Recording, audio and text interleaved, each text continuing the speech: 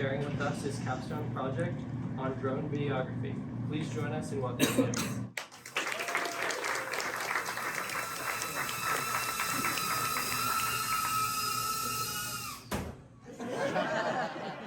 What is the real estate industry? The real estate industry is an economic sector focused on buying, selling, renting, leasing, and managing real estate.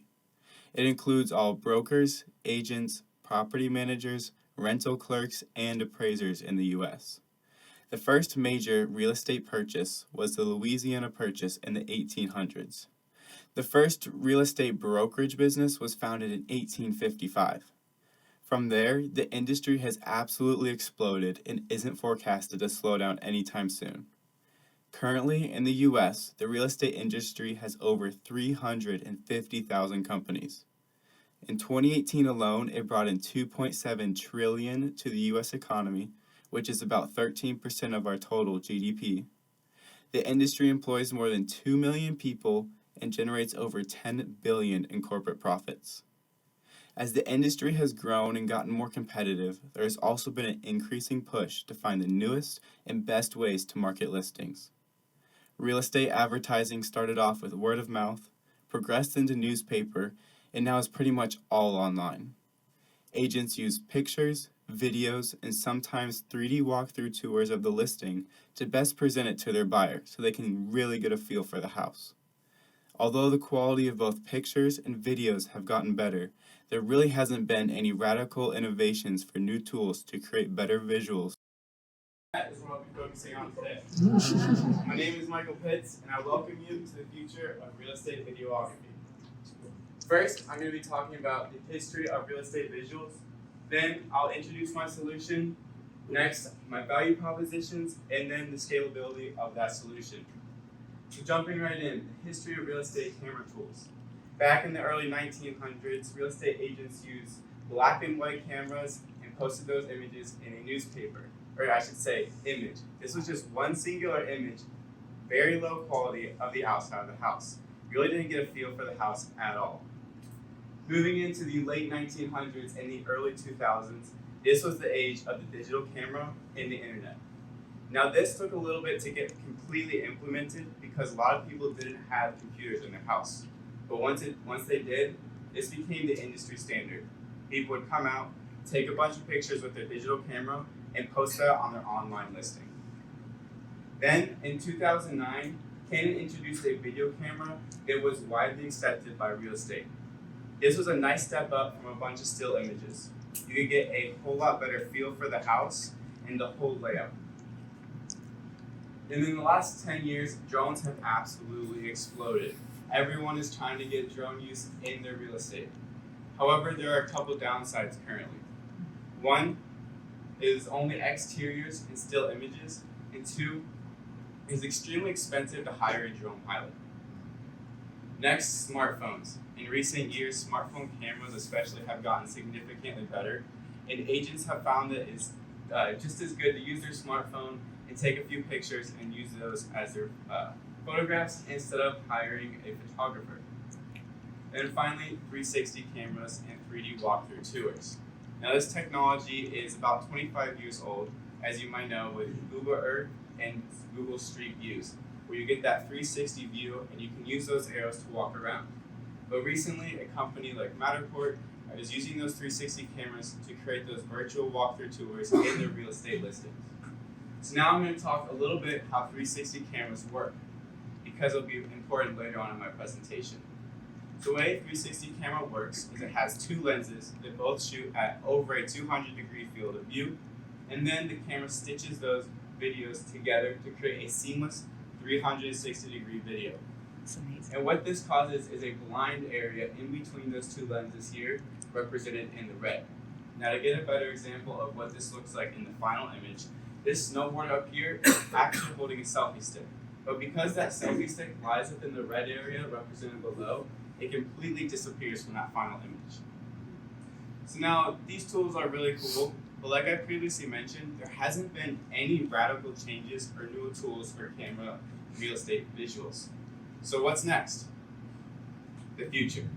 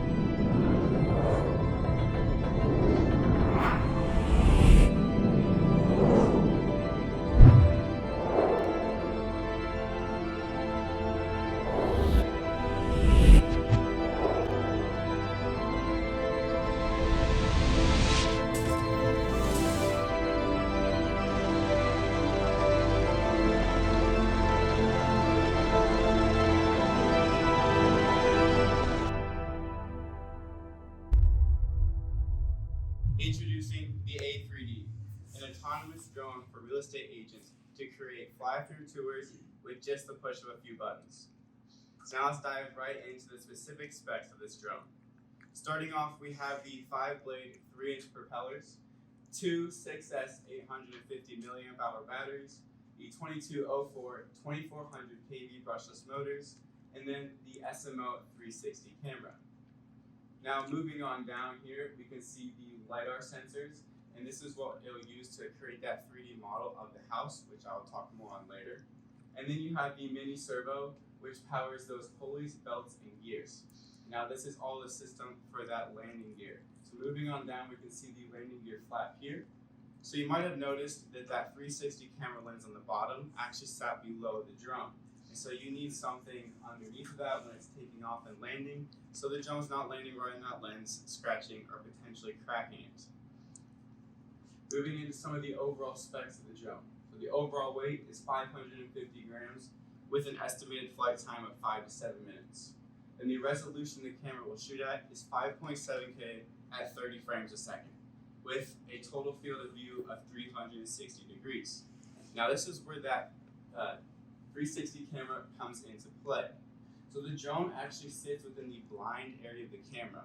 What that means is the final video that this drone takes is a seamless, unobstructed 360 degree video. That drone completely disappears. Now we'll move into how the user is going to actually use this drone. First, they need to record the flight path. And to do this, they'll start by taking their smartphone and touching it to the ground after hitting record flight path.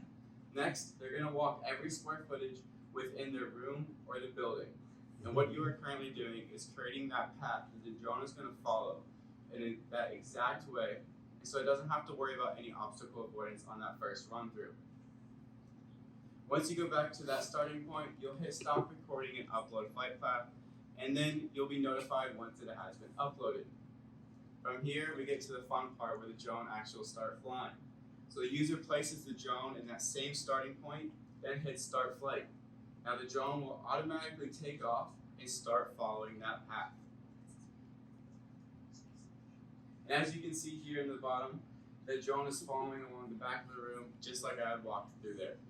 What it is currently doing is using those LiDAR scanners to create a 3D model of the house. Once it has been finished, the user will be presented with a 3D model. It is from here that the drone will be able to use that 3D model of the room or the house to get that fly-through video. So next, the user will hit create video, and then the drone will calculate the best path inside of that house or room to fly through. So this might not be the exact path that you originally walked, but it doesn't have to be. It'll determine that for you. Also, it'll have perfect obstacle avoidance because it'll already have the model of the whole house. And so you'll be presented with a final result, something like this. As you can see, this is a huge step up from a bunch of still images. You get a better feel for the actual size of the room and the flow. Not only that, but this is where the power of the 360 camera comes into play again. So let's say you wanted this video to show that truck off as it first came into the room. Well, the user would be able to change the angle after the fact without having to remap or refly the drone. So they would be able to go onto their smartphone, click on that truck, change the angle, and then re-render the video, and now it'll follow that same path, but the video will look like this. So you are able to change the angle or what the video or camera angle is looking at after the fact, not having to go back to the property, not having to refly the drone. So you have a whole lot of control after you've already taken the video. Now you might be wondering, is this product possible to make with current technology? And the answer is yes. Companies like Skydio, GoPro, and Insta360 drone flight and using LiDAR scanners to create 3D models. They boast that their drones can go out, let's say, to a bridge. You create that bounding box and it'll automatically fly around the bridge and create that 3D model. Now that 3D model can be presented to an engineer and they can inspect that bridge and see if there's any pieces that need to be replaced in the overall structural integrity. Now, GoPro has been using their app and AI to create small video edits for a long time. All you have to do is upload a bunch of clips, maybe pick a song, and it'll take the best moments from those clips and then create a little edit. And so that is what the camera and the drone will be using to give you that video. And then Insta360 is the current leading leading brand for 360 action cameras. They have made their process very seamless when it comes to changing the angle of what the video is looking at after the fact. You just go into the app, you can scroll around, change it, change the field of view that the video actually is showing, and all of that. So they've made their process very seamless. Moving on to the value propositions. So what and who cares? And you might be wondering, why a drone? Why can't you just walk around a house with your phone? Well, first of all, it'll be a little shaky. Yes, you can get a gimbal for that, but that costs money as well. But then you have to worry about the angle, and you have to think about what you're producing before you even go into that room. And if you haven't done this before, it is actually a lot harder than it sounds. Also, as you have already seen, it creates a more dynamic view of the house. Not only that, but drones are statistically proven to help sell homes. According to a study in 2018, homeowners are 73% more likely to hire a selling agent that uses drone photography than one that doesn't.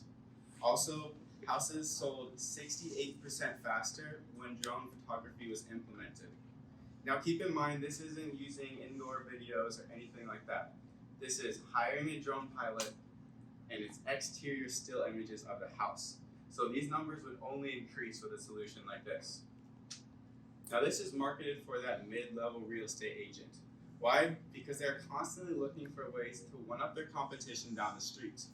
Also, they aren't that extremely high-level real estate agent that is only worried about finding the next listing and selling as fast as they can, and they would much rather dish out all that money to a drone pilot to take those shots. So this is for the person who's trying to save money and spend a little bit of their time to get the shot themselves. Now the price and the cost of the drone. It costs about $1,000 to make, and you'd be able to sell it for $3,000 to $4,000. And this is all based off of other industry standard drones that use autonomous flight or LiDAR scanners. Now to put this in a little bit of perspective, the cost of this drone would be covered by one house sale based off the average house price here in Columbus. The average house price is $233,000, and agents take home about 5 to 6%. Now it's a split between the selling and the buying agent. So let's say you take home that smaller number of 2.5%, and then you have to split it with your brokerage. Let's say 70-30, which is a pretty common number on the low end. So you're taking home 70% of that 2.5%, which that number comes out just over $4,000.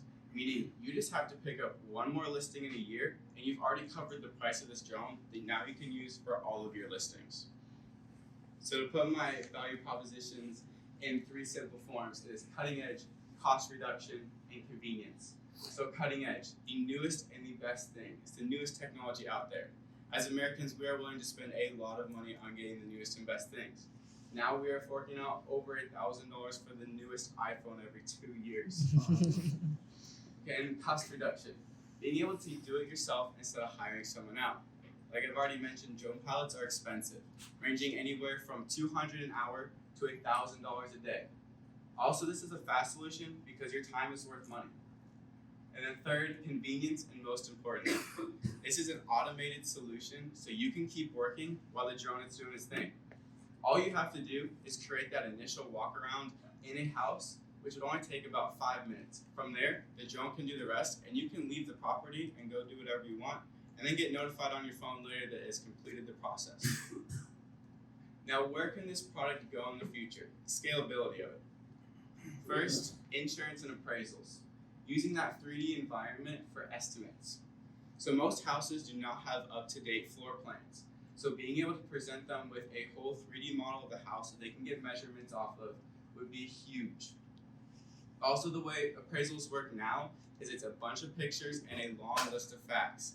And they have to figure out, based off of that, how much the house is worth and really get an accurate feel for it. And it can be really difficult sometimes.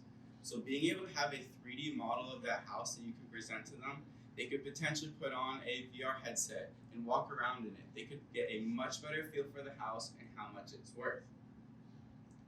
Moving on to construction and progress reports. So this could look something like having a designated fly-through path that every day at 5 p.m. the drone will go over, create that 3D model, create that video, and then this would help with more accurate insurance information, but also on the builder side of things. They would be able to market themselves as a premium builder with proof of quality.